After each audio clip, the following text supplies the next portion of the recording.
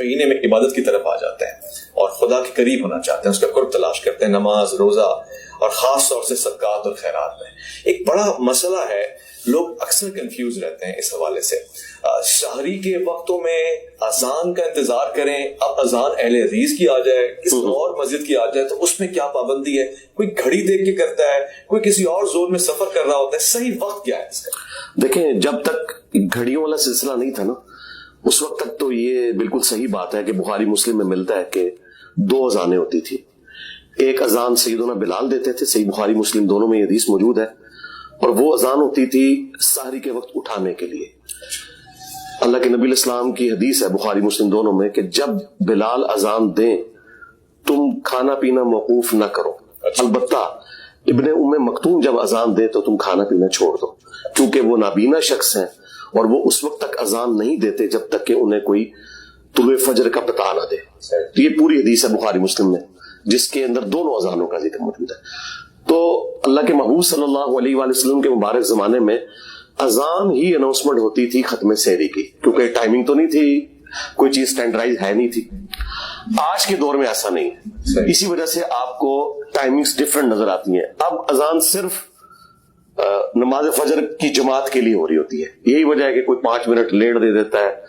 کوئی 3 minute late دے دیتا ہے انہیں یہ، اس لیے آپ دیکھتے ہیں اکثر مساجد میں اناؤنسمنٹ ہو جاتی ہے کہ کھانا پینا بند کر دیں، سحری کا وقت ختم ہو چکا ہے، لیکن اذان 5 منٹ بعد وہ دیتے ہیں جا کے۔ تو آپ کے پاس اپنا ٹائم ٹیبل موجود ہے، اگر اپنے سٹی کا وہ سٹینڈرائز ہے۔ ختم سحری اور افطار کے اندر کوئی فرق نہیں ہے، جو اہل تشیع کے یہاں بھی تھوڑا بہت فرق پایا جاتا ہے نا، وہ بھی ان کے اب جدید علماء یہ کہہ رہے ہیں کہ وہ ہم نے احتیاط کے طور پہ کیا تھا۔ جب ایک چیز سائنٹیفکلی ثابت ہو گئی کہ طلوع فجر ہو گئی اور وہاں سے غروب آفتاب ہو گیا، کہ سورج کا غروب ہونا یقینی ہو گیا، وہ پہلے یقین کو گین کرنے کے لیے کہتے تھے کہ تھوڑی سی سیاہی بھی آ جائے۔ اب ہمیں سائنٹیفکلی یہ پتا ہے، ٹو لائٹ کے اعتبار سے بھی، لیٹ لانگس کے اعتبار سے پوری کیلکولیشن ہوئی ہوئی ہے کہ یہ زمین کی کرویچر ہے اور اس کے بعد سورج واقعتاً غائب ہو چکا ہے، یا اس وقت جو ہے وہ ختم سحری ہو چکی ہے اور طلوع فجر ہو چکا ہے۔ تو اب تو یہ جھگڑا ختم ہونا چاہیے۔ تو آپ اسلام 360 کے اندر بھی ہے، اور جو مسلم پرو ہے سافٹ ویئر اس کے اندر بھی، اور ٹائم ٹیبل بھی مختلف مکاتب فکر کے لوگوں نے چھاپے میں،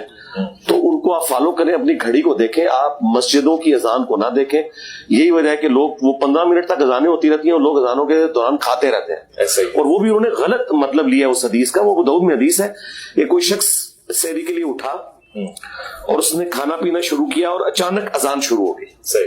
اب جب وہ اذان اچانک شروع ہوئی ہے نا، وہ ٹرانزیشن پیریڈ ہے، طلوع فجر داخل ہو رہی ہے، تو نبی علیہ السلام نے فرمایا جلدی جلدی جو اپنے سامنے برتن ہے نا اس میں سے تھوڑا سا لے لو، تاکہ وہ ٹرانزیشن پیریڈ کا تھوڑا سا ایج حاصل کر لو۔ جس طرح بخاری مسلم میں حدیث ہے کہ جس نے طلوع